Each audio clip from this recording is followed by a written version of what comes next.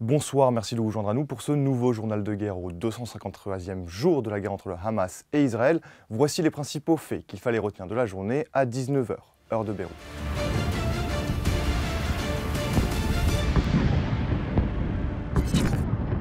Commençons par la situation à la frontière libano-israélienne.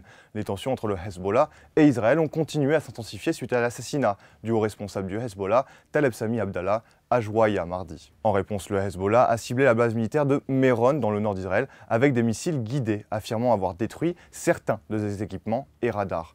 Parallèlement, un raid israélien samedi matin a visé une moto à Bint Jbeil, tuant un combattant du djihad islamique palestinien et blessant une autre personne.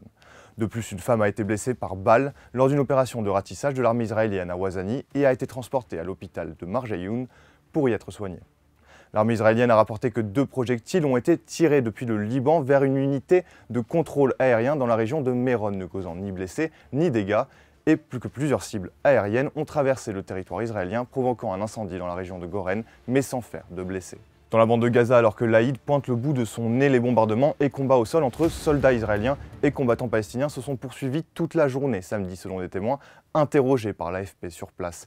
Les affrontements ont principalement eu lieu à Rafah et dans les environs de cette grande ville du sud de la bande de Gaza ciblée par le gouvernement israélien qui considère Rafah comme le lieu où se cachent les derniers bastions du Hamas. Côté humanitaire, plus de 8000 enfants âgés de moins de 5 ans ont été soignés à Gaza pour malnutrition aiguë, selon l'Organisation mondiale de la santé. Selon l'UNRWA, ce sont plus de 50 000 enfants à Gaza qui souffriraient de malnutrition aiguë. Alors que la crise humanitaire atteint des niveaux sans précédent, la jetée temporaire américaine qui permettait d'acheminer de l'aide humanitaire pour la population par voie maritime va être retirée en provision d'une mer agitée, a annoncé vendredi le commandement américain pour le Moyen-Orient, précisant qu'elle serait déplacée vers le port israélien d'Ashdod.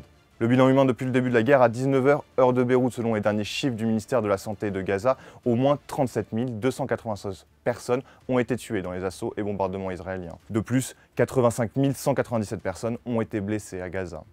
Du côté israélien, environ 1200 décès ont été officiellement enregistrés par l'État hébreu depuis le début de novembre 2023, un chiffre qui n'a toujours pas changé selon les données officielles, malgré les annonces ultérieures de soldats tués dans les combats.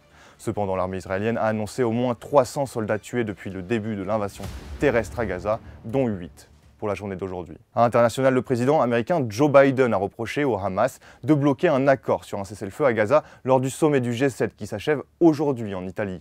Les désaccords profonds entre le groupe armé palestinien et le gouvernement israélien laissent peu d'espoir quant à la finalisation d'un accord basé sur la feuille de route présentée par Joe Biden le 31 mai dernier.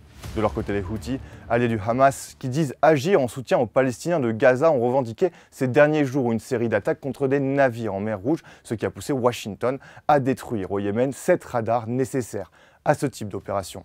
Selon Washington Post, les États-Unis auraient déjà dépensé plus d'1 milliard de dollars pour affaiblir les Houthis. C'est tout pour les récapitulatifs d'aujourd'hui. Rendez-vous demain pour un nouveau tour d'horizon de la situation. D'ici là, restez connectés sur notre site www.icibeyrouth.com ou dans la section guerre Israël-Hamas et surtout nos réseaux sociaux.